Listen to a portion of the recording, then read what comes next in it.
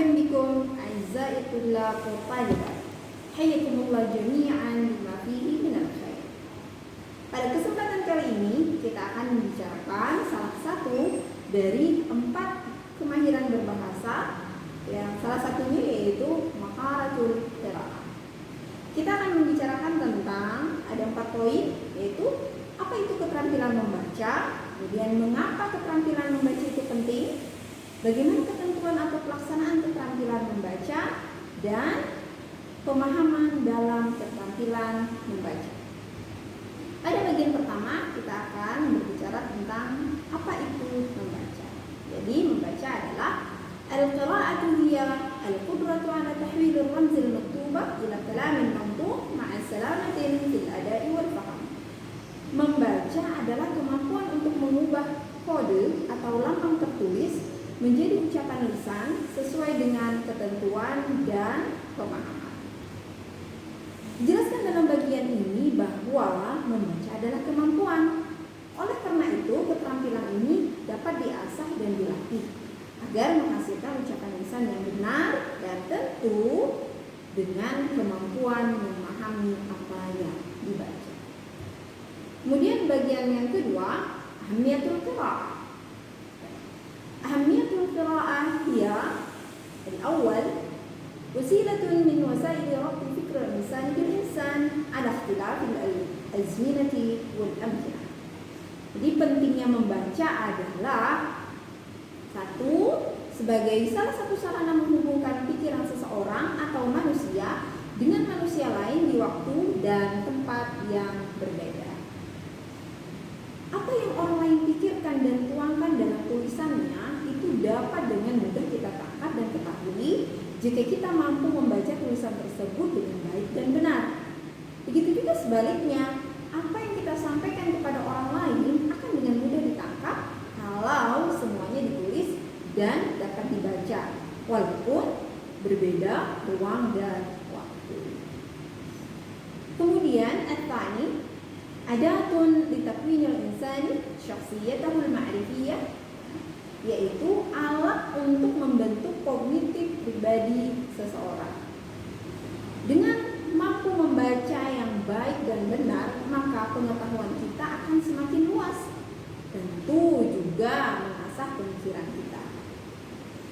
Wa tsalits tariqatun min tara'iqil irtifa' al-fardi wal mujtama', yaitu salah satu metode atau jalan untuk mengangkat atau membesarkan individu dan masyarakat. Dengan kemampuan membaca, kita dapat meningkatkan kedudukan kita ataupun masyarakat di mana kita berada. Kemudian bagian yang ketiga, bagaimana ketentuan membaca? Al-awwal an-nutq as-salimu lil-hurufi hasba makharijha as-sawtiyyah as-sahihah, yaitu pengucapan huruf yang benar sesuai dengan keluaran fonetiknya yang tepat.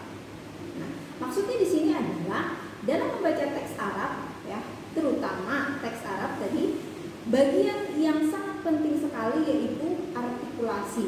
Ya. Artikulasi setiap huruf berperan penting terhadap makna dari kata yang dibaca. Maka artikulasi pada setiap huruf harus benar-benar diperhatikan. Contohnya antara huruf kha dengan ha atau sin dengan shin dan seterusnya. Kemudian at-tsani an-nutq as-salimu lil alfazi hasba dhabtiha al-lughawi fasih. Pada bagian yang kedua ini yaitu pengucapan kata yang tepat sesuai dengan kontrol linguistik yang fasih. Nah, maksudnya adalah linguistik dalam bahasa Arab itu dikenal dengan ilmu nahwu. Maka dalam membaca harus diperhatikan kaidah nahwunya. Kata yang dibaca apakah sebagai mubtada atau fa'il, ya? Maka bagaimana harokatnya? Apakah dhamma atau dhammatain? Kemudian at-tsalits an-nutq as-salimu li awakhir al-kalimat hasba mawaqi'iha al-i'rabiyah, yaitu pengucapan akhir kata yang tepat sesuai dengan posisi sintaksisnya. Nah, maksudnya di sini adalah dalam membaca teks kita harus benar membaca katanya, yaitu sintaksisnya. Dan dalam bahasa Arab sintaksis itu tergolong 3 bagian, yaitu isim, fi'il, dan huruf. Kemudian ar-rabi' mura'atun nabri wa tanghim waqf al-madlulat wa qada'imha wa siyaqatiha, yaitu memperhatikan nada dan intonasi dalam menghentikan makna, sifat, dan konteksnya. Nah, maksudnya di sini adalah nada dan intonasi ketika membaca itu sangat penting, ya. Maka perlu diperhatikan kapan berhentinya, kemudian bagaimana sifat huruf juga kedudukannya dalam kalimat yang dibaca. Kemudian al-khamis, ya, iltizamul mawdi' as-sahih lil waqfi wal wasli asbul makna, yaitu patuhi posisi berhenti dan menyambung kata yang benar sesuai dengan artinya. Nah, ketika berhenti sejenak atau benar-benar berhenti, maka kita perlu melihat kata mana, ya, dan sudah tepat belum artinya kalau kita berhenti pada kata itu. Jangan sampai kita berhenti pada kata yang belum tuntas maknanya, sehingga maknanya terpotong atau tidak jelas. Kemudian as-sadis at-tamahhulu fi nutqil kalimat wa 'adam ikhtizalil ahruf aw al-kalimat.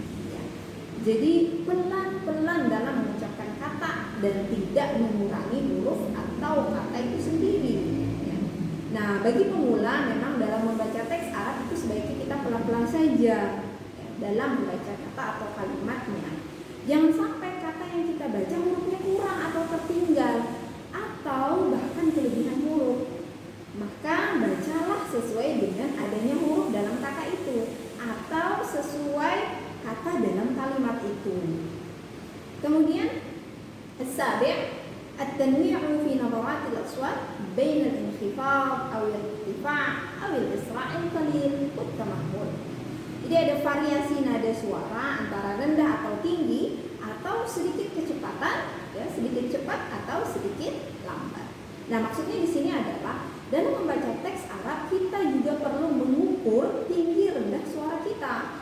Pada bagian kata atau huruf yang perlu ditegaskan, maka kita boleh meninggikan bunyi pada kata atau huruf tersebut. Nah, selain itu, ada kalanya membaca dengan sedikit cepat, ya, atau sedikit lambat. Hal ini menyesuaikan pada teks yang dibaca. Kemudian ada bagian yang keempat, kita berbicara tentang standar untuk membaca pemahaman, ya, bagaimana membaca dengan tingkat pemahaman. Ada beberapa poin, ya. Al-awwal isti'abul fikratil kubra fil maddatil maqru'ah. Jadi memahami gagasan utama dalam bahan bacaan. Pada bagian yang keempat ini kita akan membahas tentang bagaimana membaca dengan pemahaman. Hal ini penting sekali dalam kemampuan membaca. Karena membaca tanpa paham maka sama dengan nol. Yang perlu kita pahami ketika membaca teks adalah apa gagasan utama yang ada pada paragraf atau kalimat yang kita baca. Kemudian ats-tsani, rabtul afkar al-juz'iyyatil manthura bain al-asghar bil fikratil kubra. Ya. Jadi menghubungkan sebagian gagasan pendukung, ya, yang terlihat antara baris dalam paragraf, ya, kemudian dihubungkan dengan gagasan utama. Jadi mencari gagasan pendukung yang ada pada baris-baris dalam paragraf tersebut dan tentunya yang mengacu pada gagasan pokok atau gagasan utama. Al-thalith al-qudratu ala tajawuz al-fahm as-sathi al-mubashir ila fahm ad-dimn al-'am.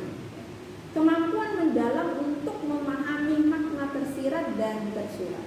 Maksudnya di sini adalah selain memahami teks bacaan secara tersurat, kita juga perlu memahami makna tersiratnya, yaitu dengan melihat dari konteks kalimat yang kita baca.